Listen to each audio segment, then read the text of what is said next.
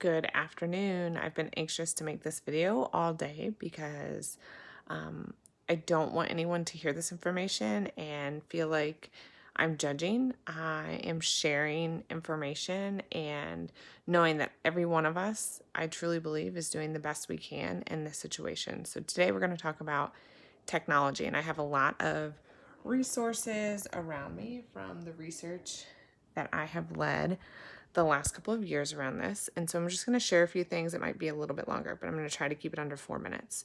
So Dr. Bruce Perry tells us that anytime we experience something new, we automatically activate the stress response system. So right now, for all of us, during this time at home, shelter in place, we're experiencing stress.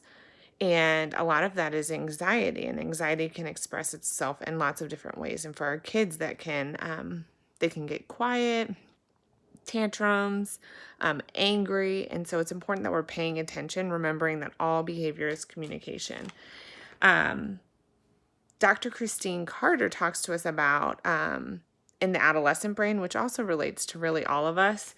There are 3 causes for increased anxiety among us. And she also gives us some skills to work on. So the first one is exhaustion. We are tired. We don't get enough rest. And this is a good time to think about getting good quality rest throughout the day and in the evening. The other one, number 2, is overstimulation. We are in a constant state of reward. We are looking constantly for gratification. And one thing to do in that is to slow down, to focus on the world around us, to take breaks, to be mindful. And then the last one is we are disconnected, which can be hard in this time because of social distancing. And Dr. Bruce Perry again tells us that we should focus on physical distancing, not necessarily social distancing. So thinking about how we're connecting with others around us.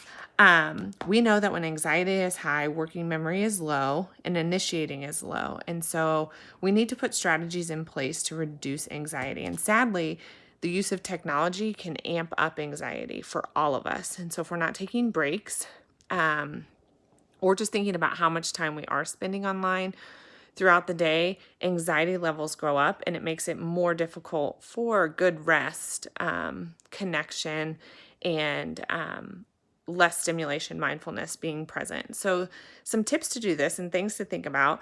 The research is still really new for kids and adolescents and adults, but things to know is that we don't have recommendations on how much screen time is good for us. Like food, the food you eat, the exercise you get, that's all dosing. They tell you what is recommended, and there's no recommendation really, still solid science out there for technology. There are studies that say that young people under the age of 1, it should be 0 minutes a day on technology. So just thinking about that. So some tips to think about to keep us healthy and less anxious during this time, knowing we're all doing the best we can. So do what's right for your kids and you. Set boundaries and stick to them. It can be really helpful to have that schedule. So then it's the schedule that's talking, not you saying no to those technologies. Increase our patience and decrease our impulsivity. So if you don't have a plan in place, it can be really easy just to say, yep, let's just get iPads out and let's do that. Increase the dose. So if we are using more technology throughout the day, then we need to find opportunities to increase the dose of healthy, genuine stimuli. So whether that's dinner together with no screens, game nights, finding opportunities to bring in those healthy doses of connection. Being present with our kids too, so using these boundaries for ourselves as well. The science tells us, and we know that electronic devices are linked to unhappiness, mental health issues such as loneliness, unhappiness, depression, and suicide when used more than 2 hours a day. Interacting in person is linked to good mental health. And so how are we using our electronics during this time to FaceTime, to Zoom, to look and connect with people? Your brain cannot multitask. So even if you think you're doing different things well, one thing at a time. And it's good to know that exercise, so those breaks again, it's a natural antidepressant. So again, I just want to say we're all doing the best we can. But thinking about technology in your kiddos, it can increase anxiety, and we want to be mindful of that. So paying attention to how much time they're online is super important, and sticking to that connection through family. Be well, be safe, have a great weekend. Thanks.